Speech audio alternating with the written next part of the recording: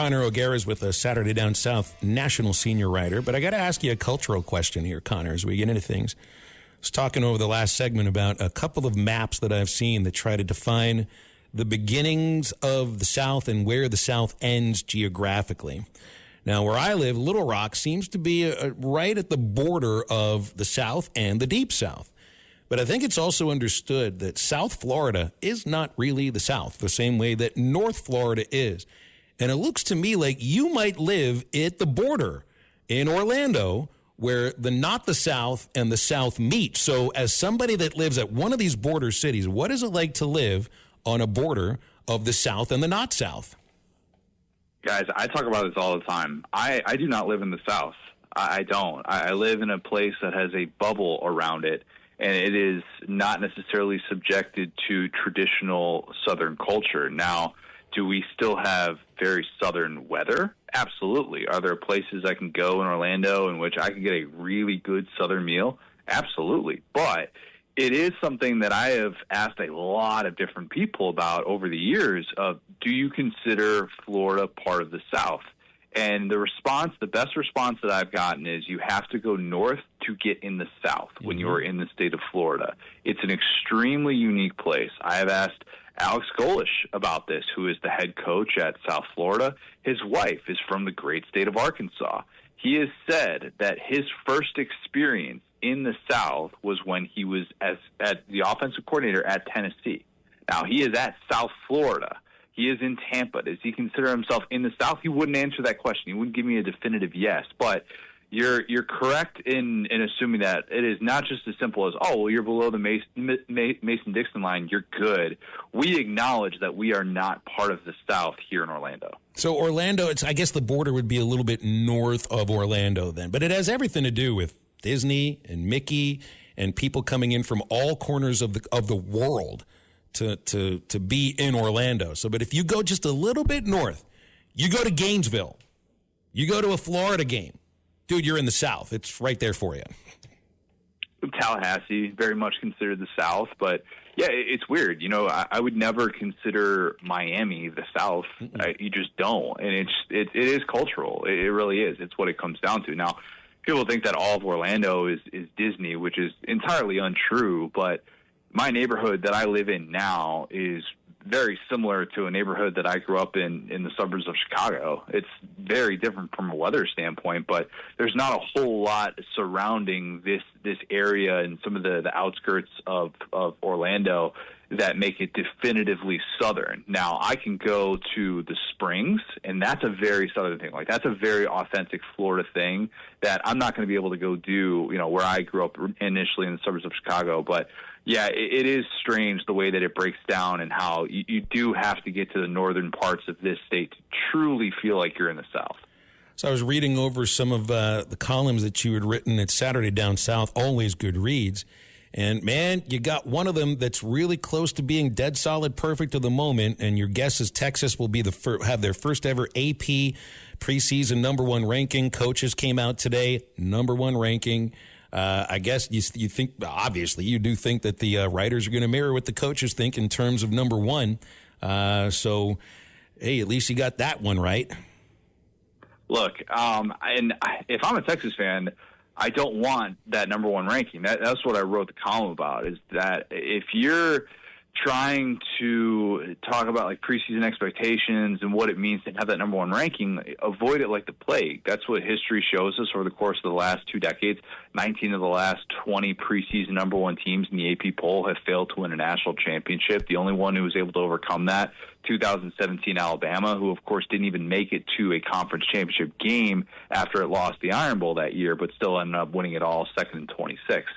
So if I'm a Texas fan, give it to Penn State, give it to Ohio State, anybody but us, and I'm hoping that drought continues, because there's just something to be said for what it means to be the preseason number one team in the internet age. It's hard to get away from it. It feels like everything is a failure. Now, there's more room for forgiveness in this day and age with the expanded playoff, but I do think that Texas, because of not just the Arch Manning factor, but because it's got that loaded defense coming off consecutive semifinal berths, it's going to get that kind of love in the preseason. I think it's worthy of it. I absolutely do. But I just would be hoping for anything but that if I'm a Texas fan. Who do you have? Who would you go with between Ohio State and Penn State? Which of the teams here do you think is going to have the better season? Returning national champions, or the program that just can't seem to get over Michigan and Ohio State, so they hire Ohio State's defensive coordinator? Yeah, look, Ohio State, and you could tell me, hey, they got Jim Knowles. This is going to make all the difference. I'll believe it when I see it. James Franklin is 4-20 against AP top 10 teams.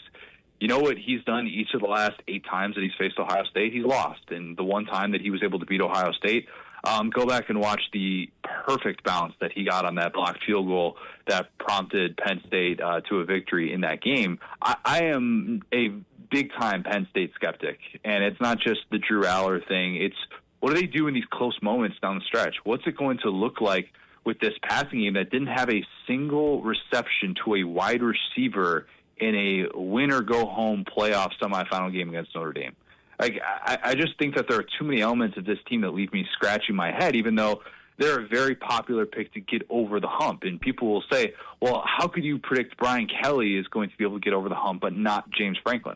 I think James Franklin's in a very different situation. And I think he's had a very different set of hurdles that he's had to overcome that are different than what Brian Kelly had for the majority of his career at Notre Dame and this first part of his time at LSU.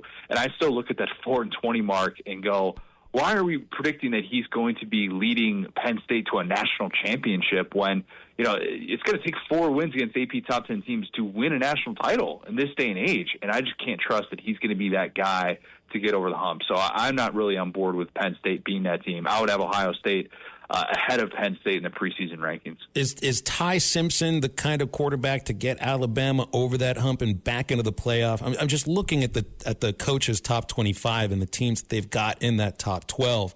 And you look at the SEC teams, and I guess I can't say this about Arch because I'm thinking of the idea of something that's a known factor.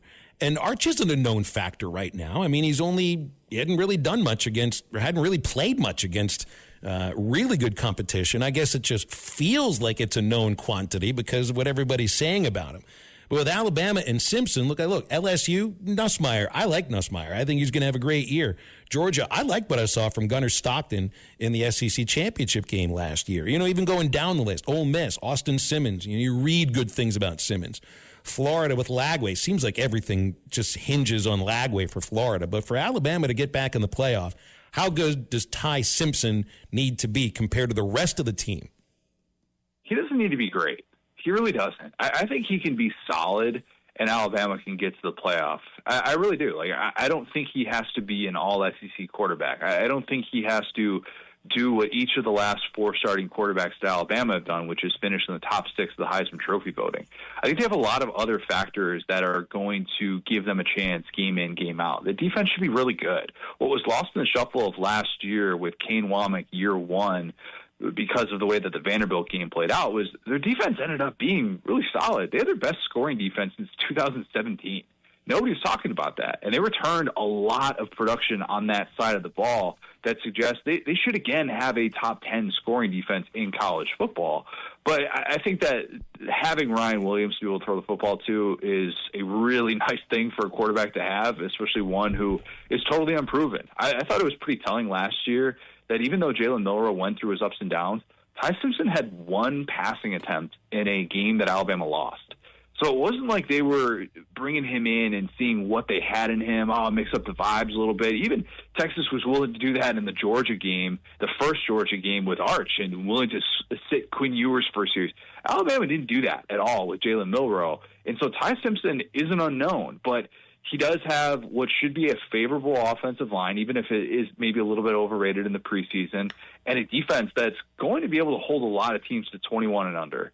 That's probably all a quarterback can ask for. And if Ryan Grubb, who is reunited with Kalen DeBoer, if they can figure things out, figure out who Ty Simpson is, I don't think that he has to set the world on fire for Alabama to be a 10-2 team.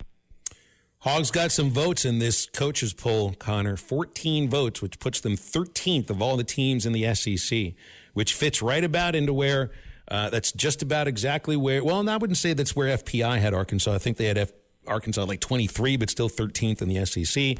The SEC media voted the Hogs 14th, so this kind of fits right into it. I just think I'm not going to be going into this season, and this isn't ripping on anybody that does these kinds of columns or segments. I mean, picking win totals has been a tried and honored tradition in sports media for college football, but I don't want to do it for Arkansas, Connor, and it's because there's so many unknowns. There's so many new faces that have shown up, and I don't know what to expect out of them. The way that I go into a baseball season is somebody asks me, and you have a lot of unknowns with the baseball programs too because of transfers. Somebody asks me how the baseball team's going to do. I say, if Dave Van Horn's the coach, they're going to be just fine. So when somebody asks that question about this year's Arkansas football team, and I think to myself, there are so many unknowns. Well, you got to kind of go to who the coach is at that point. When you think of a Sam Pittman coached Arkansas team, what does that make you think of? Man, that's a hard question to answer. That's a really hard question to answer because if you had asked me that through year 3, I would have said they're going to be built on the offensive line. They're going to find ways to run the football, and you feel like they're going to be disciplined enough to give themselves a chance and avoid being in the SEC basement. That's what I would have said after 3 years of the Pittman era. Can't say that anymore. Can't say that they're going to have week-to-week consistency. I can't say that they are going to take care of the football. I can't say that they're going to have, some 1,000-yard back emerge. I can't say any of those things. That's probably the problem. Mm-hmm. They don't have this thing that they can truly lean on week to week. Now, ideally, that's Taylor Green. You still need to have your starting quarterback cut down on those mistakes, which he's played a lot of football to this stage of his career. So it's not like he's entering year 1 as a full-time starter. This isn't necessarily a DJ Lagway situation where he basically played half of a season, or Arch Manning where he started in 2 games last year. Taylor Green's played a lot of football, and there's a lot of film of him turning the football over. What can you do to be able to combat that? Because you have to be more disciplined on defense. You can't afford to let up the big plays, which has been an issue throughout really the Pittman era on the back end. So what can you hang your hat on? It has to be Taylor Green.